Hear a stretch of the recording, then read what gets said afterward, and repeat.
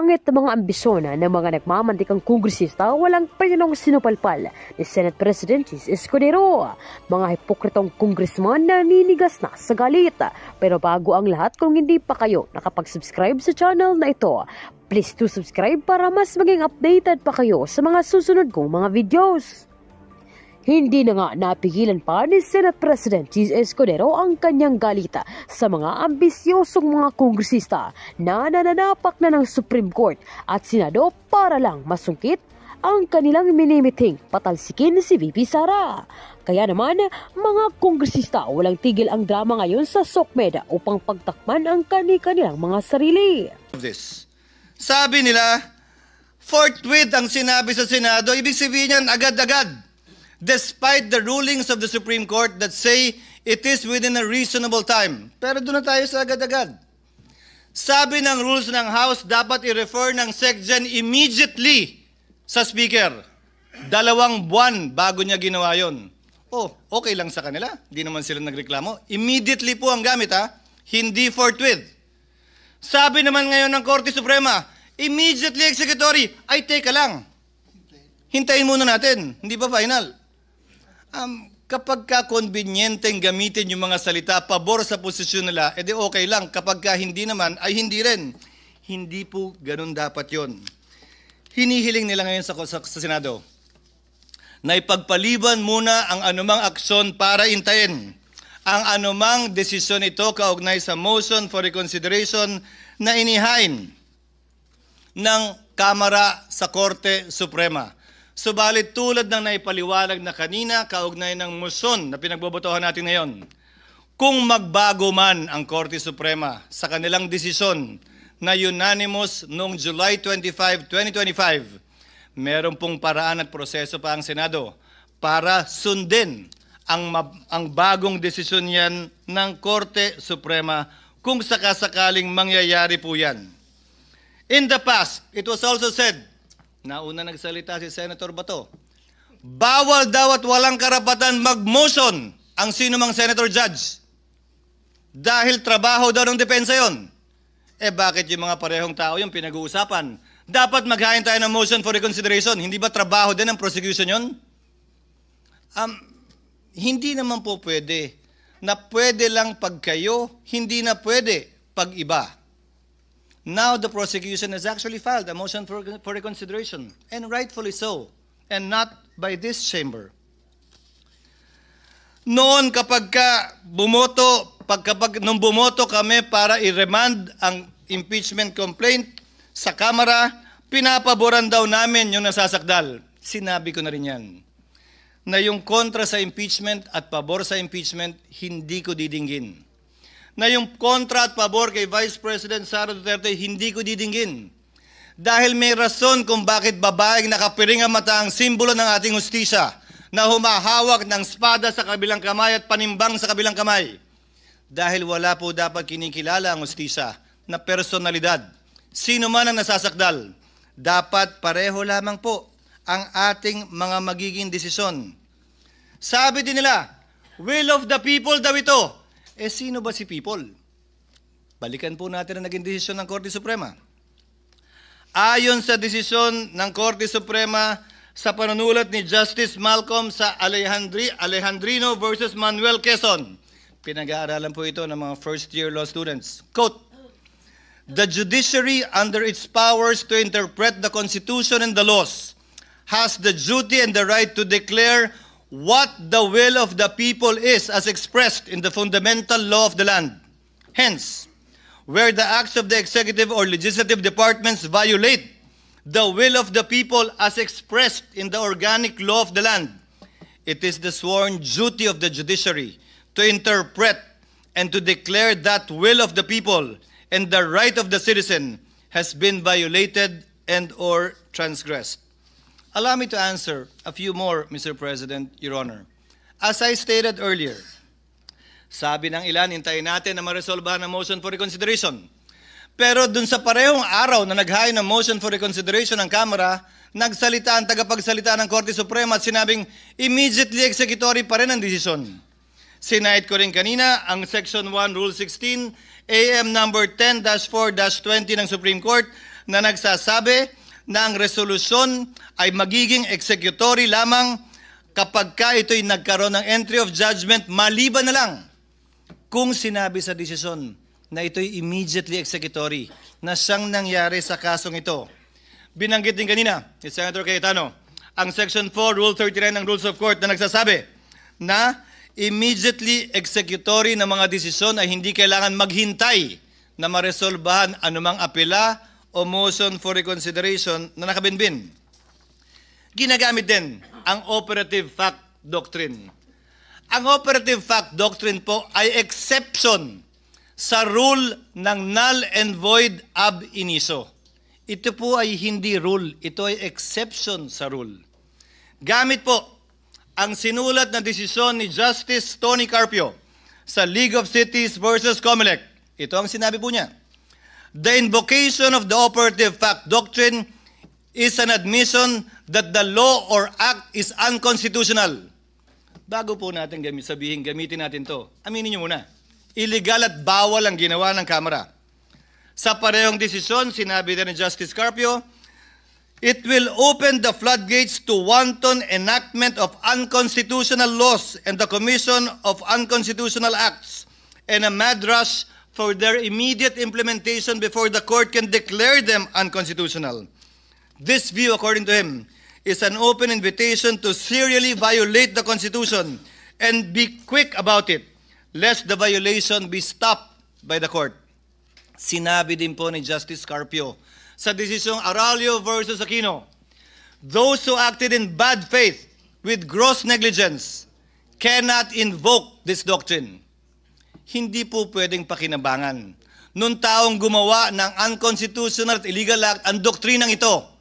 Pwede lamang po itong gamitin ng mga partidong walang kinalaman dun sa ginawang mali, masama o di naaayon sa saligang batas. Ika nga, he who comes to equity must come with clean hands, and he who seeks equity must likewise do equity.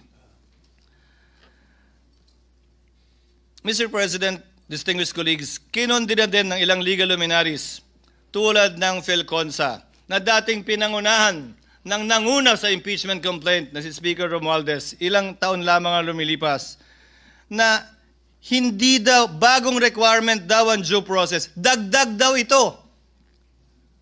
Mr. President, Your Honors, they should read Francisco again. They forgot that lack of due process in the impeachment process had been raised and in fact was specifically mentioned in the separate concurring opinions. And allow me to quote the concurring opinion of Justice Panganiban.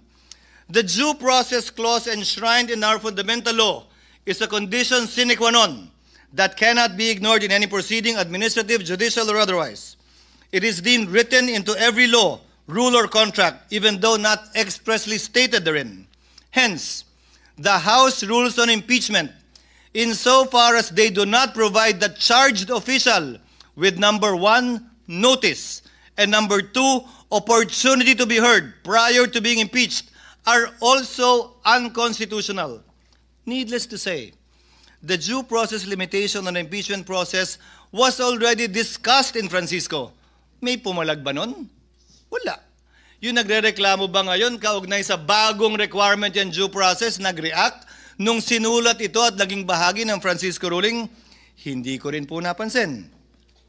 Sinabi din po ng ilang legal luminary, partikular binanggit din ito ni Speaker Romualdez, when the court begins to create rules on how it and other high officials may be impeached, it risks writing the terms of its own immunity. This point was also discussed in Francisco. Ang sabi ng korte nito, illogical ito at non-sequitur. Alalahanin po natin. Hula lamang yung gagamitin din ito pabor sa kanila. Sa kaso ng Francisco, nakaupong Chief Justice ang nasasakdal. Pero sinabi mismo ng korte, hindi bali yan. Hindi namin pinapaboran ang kabaro namin sa pagbaba namin ng desisyong ito. Mr. President, the Constitution establishes a system of checks and balances, not a system of retribution. Threatening the Supreme Court with impeachment simply because one disagrees with the ruling is a dangerous assault on our constitutional order. The Senate, Mr. President, stands ready to uphold the integrity of the Constitution as well as the institutions created under it. My dear colleagues, we are told that to honor the court's ruling is to betray the truth, that by choosing fidelity to the law, we somehow abandon accountability, but nothing for me could be further from the truth. To disregard the ruling would not only defy the Constitution, it would drag the nation into a crisis it can ill afford. It would erode the authority of our laws, embolden those who believe they are above it because they know it all or simply know better.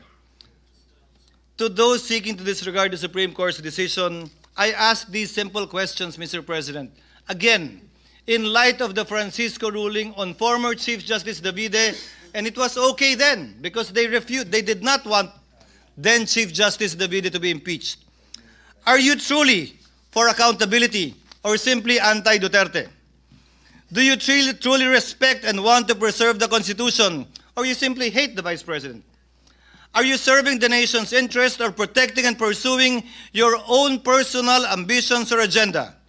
Are you fighting for truth, or are you simply after revenge? Do you really want a trial, or do you just want a conviction?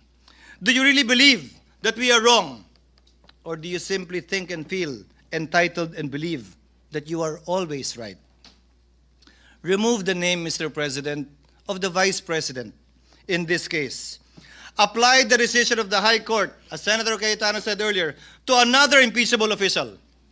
Would our positions, would your positions be the same? When I was faced with this situation, Mr. President, I respected the court's decision, even if I disagreed with it. I am still voting to respect that court's decision. As quoted at the start of my speech, Mr. President, the dispensation of justice over the course of time should be unaffected, whomsoever stood to benefit or suffer therefrom. The courts should be unafraid of whatever imputations or speculations could be made against it by those disagreeing. I will not cast a vote that says complying with the Supreme Court ruling is optional. Anyone who will say, I will respect the Supreme Court today and condemn it tomorrow, is not showing fidelity to the Constitution. It is submission to the passions of the day, to the shifting winds of public sentiment that may or may not be just. Fidelity to the Constitution, Mr. President, must prevail even when it is unpopular, inconvenient, or misunderstood. In fact, Mr. President, distinguished colleagues, it must prevail especially when it is unpopular, when it is inconvenient and misunderstood. Finally, Mr. President, let today's verdict be a stern and unequivocal warning to anyone who would dare use the Senate for their personal battering ram to further their personal political ambitions. To the House of Representatives, I say, do not allow yourselves to be used for the blind hatred and ambition of a few who did things haphazardly, gravely abused their discretion, and violated due process rights under the Constitution as found by the High Court itself. In spite of all these, you expect everyone to roll over in obedience. When we did not, you moved hell and high water to destroy personalities, malign reputations, and tarnish institutions. To these people, I say this: the Senate is not your playground to run after your political enemies. We are not an accomplice in any grand scheme. While others may be willing to play your game, I am not. I will never bow to a mob. I will never cower to the shrillest of voices. Let history, Mr. President, record that in this moment, we chose the Constitution. We chose the rule of law by defending the integrity of the Supreme Court and maintaining the system of checks and balances under our Republican system of government. Let this chamber be remembered, not for the passions we inflamed, but for the principles we upheld. I vote yes to the motion, Mr. President. I vote yes to the rule of law, yes to the Constitution, yes to the supremacy of the Supreme Court in interpreting it.